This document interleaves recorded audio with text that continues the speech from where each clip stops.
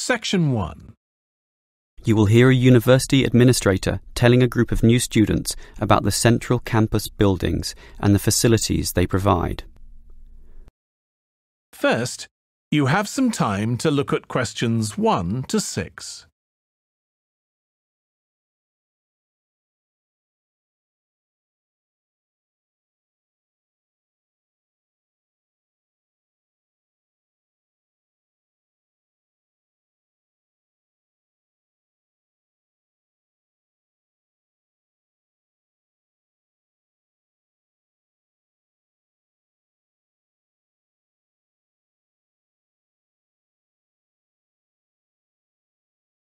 Listen carefully and answer questions 1 to 6. Welcome everyone to the Brandon Complex, the geographical and, we could say, spiritual heart of this university. This is basically where everyone eats too, as you can see by looking around. There are many different cuisines here, Chinese, Indian and Middle Eastern, plus the usual fare of a local type, all in that corner over there. We have many shops here too, but the biggest is Wilson's, right there, providing clothing and hardware. That's next to all the restaurants. Now, on the opposite side of Wilson's we have 3 shops. The one in the corner there, closest to the restaurants, is for DVDs. Yes, the DVDs are cheap and affordable, and you can also rent DVD players as well. Moving on, in the corner directly opposite Wilson's is the Student Union office. Incidentally, you are all encouraged to join the Student Union, as a Student Union card gives you many benefits, including discounts on basically everything you can buy here at the Brandon Complex. Outside this complex, on the other side of the road, you can just see it from here in fact, is a building that we call by the rather unusual name, the H Building. Next to this, on the other side of some trees along the main road, is the Engineering Institute, but that doesn't have anything to do with the Brandon Complex. One last thing is that just outside this door, near us here, you can see a grassy oval patch. Well, that's the playing field for what we simply call the fitness room, which is alongside. So you can put on some calories here at the restaurants and then burn them off at the fitness room afterwards. Oh, I forgot to mention this shop right here, in the middle, beside the Student Union. It's the bookshop, and as you can see, it's always busy, always popular.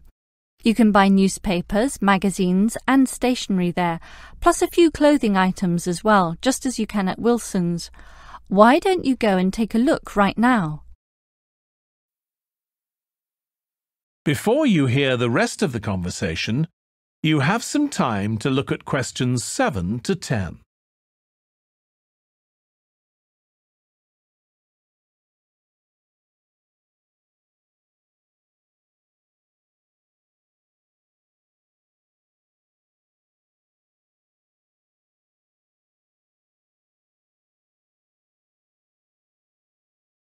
Now listen and answer questions 7 to 10. During your stay here, you might want to know what there is to do. Let's turn to the plan so I can familiarize you with the layout of the park. Most tourists would choose to stay in our guest house, located in the southeast corner. It features 63 tastefully appointed guest rooms, many of which offer spectacular views of the park. You'll find a home away from home at our guest house. But for those who want to experience the natural beauty up close, there is also a campsite. When you get out of the guest house, go straight ahead, turn right at the end of the road. To your left, there is a campsite amongst the trees where you could spend a night under the stars together with owls and chipmunks. If you look at the top left of the plan, you will notice a picnic area. You can either bring your own food, or we can deliver food to you. Barbecue is an option. The business centre is situated directly opposite the picnic area. It provides flexible, fully serviced offices, conferencing suites, meeting rooms, and is equipped with the latest multimedia facilities. Wired, as well as wireless, high-speed internet is available within the entire premises. The centre is designed to cater to both individual travellers and corporate groups. Visitors can also go to the museum, which holds a vast collection that exhibits local history and a natural habitat. You start from the guest house, just turn left at the first conjunction, then walk past the tea house. Turn right. You'll see the museum after making the third right. Have you found it? Pretty easy, right? To spend a delightful afternoon with a book and a fresh cup of coffee, you can go to the only cafe in the park. From the guest house, you go straight, then take the second right, and you'll see the cafe right in front of you. You might want to check out our all-season tennis court, which offers instruction for all ages and skill levels. It is located right opposite the cafe. That is the end of section 1. You now have half a minute to check your answers.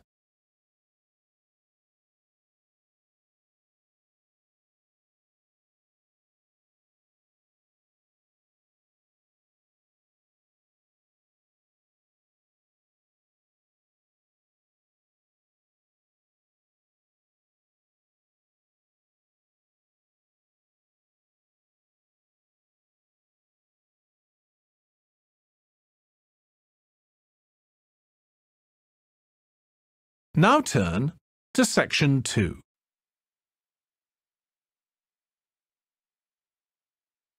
Section 2. First, you have some time to look at questions 11 to 15.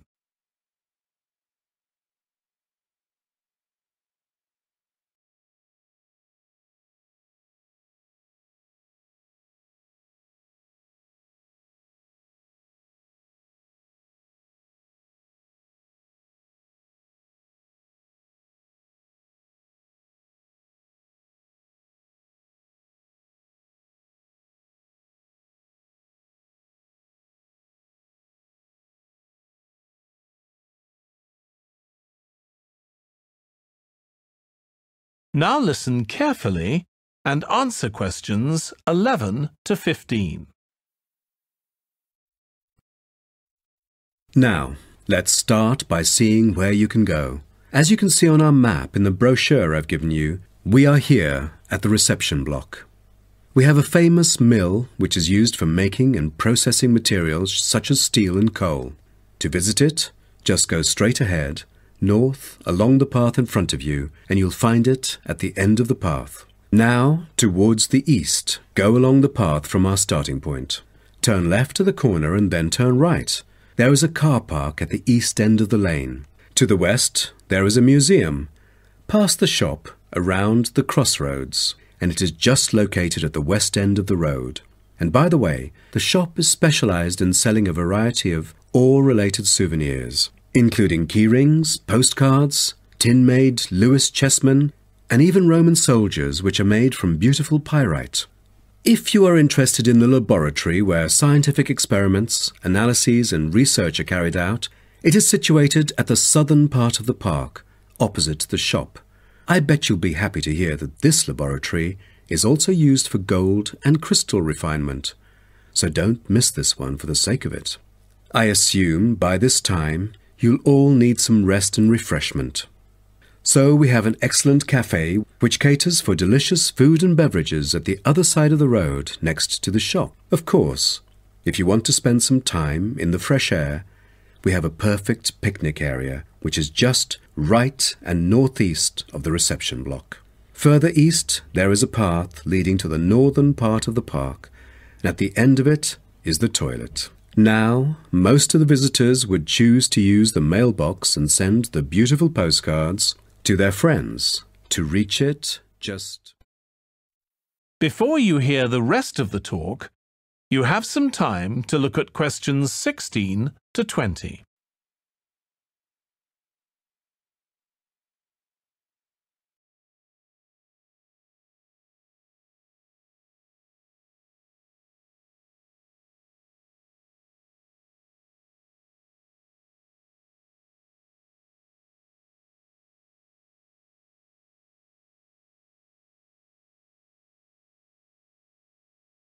Now listen and answer questions 16 to 20.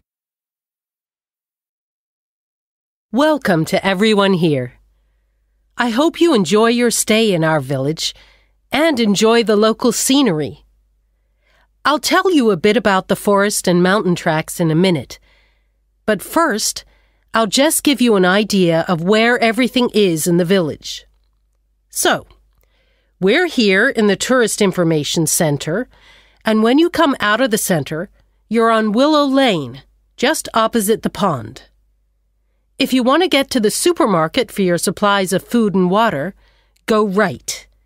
That's the quickest way, and then turn right at the top of Willow Lane, and it's the second building you come to, opposite the old railway station. If you're planning on doing some serious climbing and you need some equipment, we do have an excellent climbing supplies store just 5 minutes walk away. Turn left once you're outside the Tourist Information Center. Take Willow Lane all the way up to Pine Street. You want to go left along here. Then keep walking and go up Mountain Road on your right until you come to the next turning on the left. Head down there and you'll come to the climbing supplies store. If you get to the small building that sells ski passes, you'll know you've gone too far. You also need to head to Pine Street for the museum. It's small, but well worth a visit if you're interested in the history of the village and the old gold mining industry. So, when you reach Pine Street from here, you'll see the old railway line on the other side of the road. Turn left into Pine Street and keep going until you come to Mountain Road. And just past here, the museum will be on your left, just behind the railway line. Don't worry about crossing over the tracks. The train stopped running through here in 1985. If you're planning on following one of the easier forest walks, you might like to hire a bicycle. To get to the hire shop, again, you need to head to Pine Street. On the left-hand side of Pine Street, you'll see the town hall. Go down the little road that you come to just before it, and you'll find the bike hire shop just behind the hall. They have a good range of bikes, so I'm sure you'll find something that suits your needs. Last but not least, if you're hungry after a long day's trek, I can recommend our local cafe. Again, when you leave the Tourist Information Center, turn right and follow Willow Lane until it joins Pine Street. And right opposite, on the far side of the railway tracks, is the cafe. That is the end of section 2. You now have half a minute to check your answers.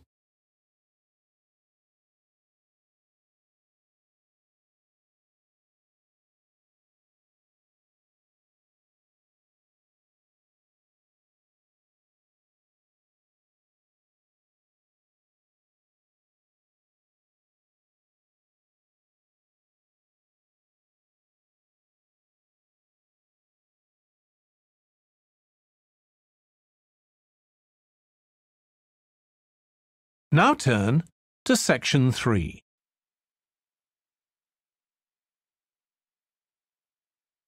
Section 3. First, you have some time to look at questions 21 to 24.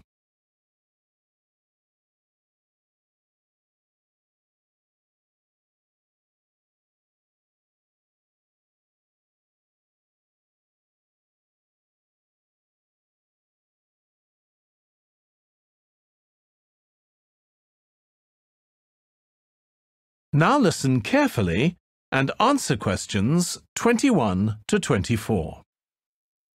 Now, let me just tell you a bit about what you can see in the sculpture park. If you look at your map, you'll see the visitor centre, where we are now, at the bottom, just by the entrance. Since we only have an hour, you might not be able to get right around the park, but you can choose to visit some of the highlights. You might like to take a look at the Joe Tremaine sculptures, which are displayed on this side of the upper lake, just behind the Education Centre and near the bridge. They're really impressive, but please remember not to let your children climb on them. One of our most popular exhibitions is the Giorgio Catalucci bird sculptures.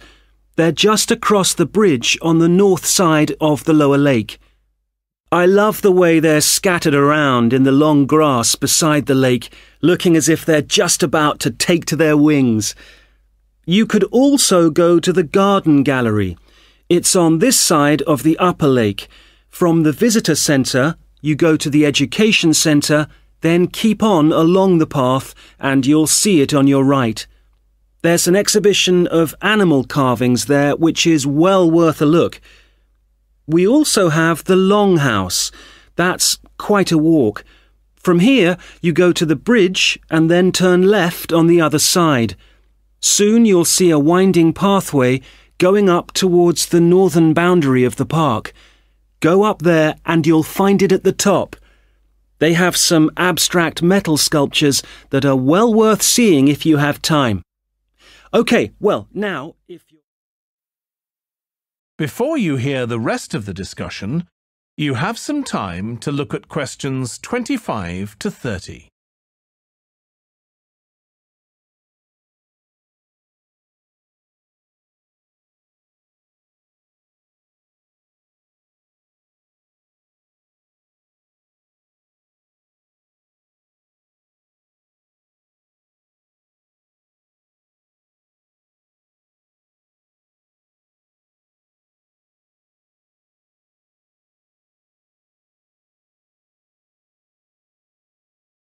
Now listen and answer questions 25 to 30. Now, we've also put together a map which we've sent out to all the residents in the area. And on the map we've marked the proposed changes. Firstly, we'll plant mature pine trees to provide shelter and shade just to the right of the supermarket in Days Road. In order to address the traffic problems, the pavements on the corner of Carberry and Thomas Street will be widened. This will help to reduce the speed of vehicles entering Thomas Street.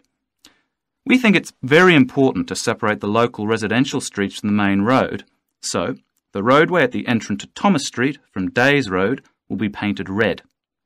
This should mark it more clearly and act as a signal for traffic to slow down. One way of making sure that the pedestrians are safe is to increase signage at the intersections. A Keep Clear sign will be erected at the junction of Evelyn Street and Hill Street to enable traffic to exit at all times. Something we're planning to do to help control the flow of traffic in the area is to install traffic lights halfway down Hill Street where it crosses Days Road. Now, we haven't only thought about the cars and traffic, of course. There's also something for the children. We're going to get school children in the area to research a local story, the life of a local sports hero, perhaps. And an artist will incorporate that story into paintings on the wall of a building on the other side of Hill Street from the supermarket. And finally, we've agreed to build a new children's playground, which will be at the other end of Hill Street, close to the intersection with Carberry Street. Wonderful. Now, what's the next stage? Well, the final plan... That is the end of section 3. You now have half a minute to check your answers.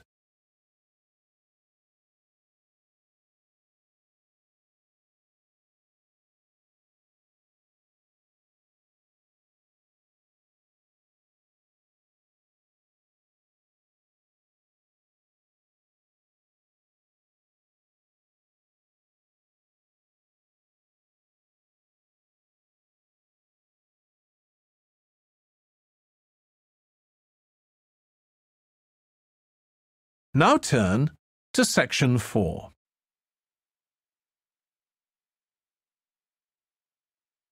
Section 4. First, you have some time to look at questions 31 to 40.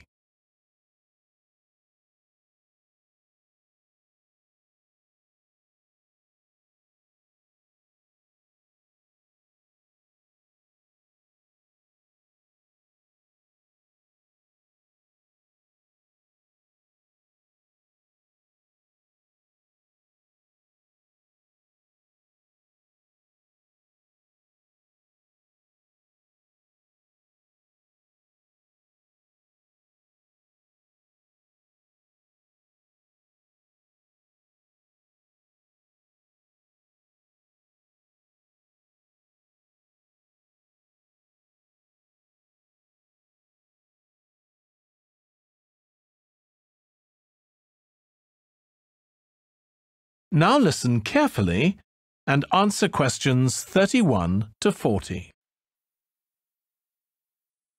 Now, if I can just show on this wall map here where they all are, you might like to go and have a look round.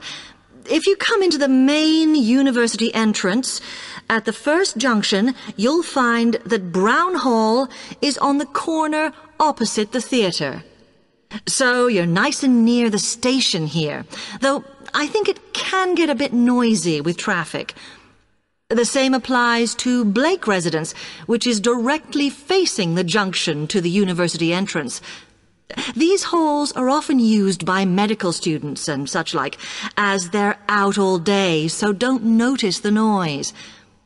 Anyway, if you then walk along Campus Road towards the main circle, you'll see the library on the corner, and Queen's Building is just past that as you head north. You will find that it is quieter here, and you may get fewer visitors. By the way, the circle is quite a feature of the campus, as it's set into the hills and has a brand new sports center in the middle. It's worth going to look around it. Now, the Parkway Flats are on the opposite corner to the library, facing the circle, as you head towards the main buildings. The main buildings are only about a 5-minute walk from here, and places in these halls go quickly, so my advice is to reserve your place as soon as possible. Then Temple Rise is inside the circle, next to the sports center, but further from the main university buildings. Now, if you'd like to go off and physically look...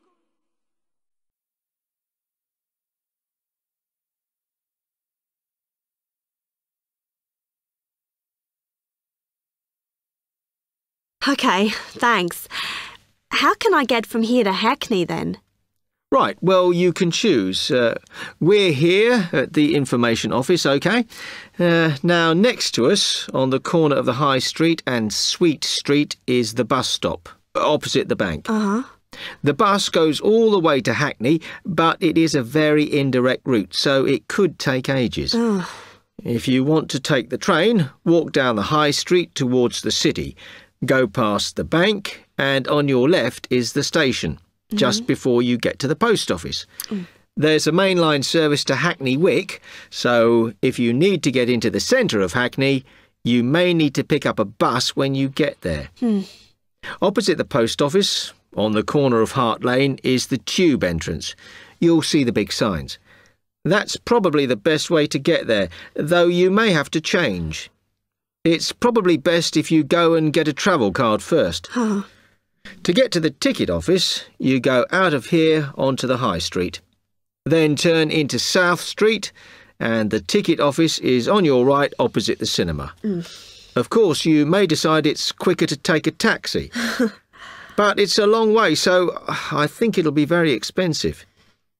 If you do want to get a cab, then the rank is outside here, just opposite the office.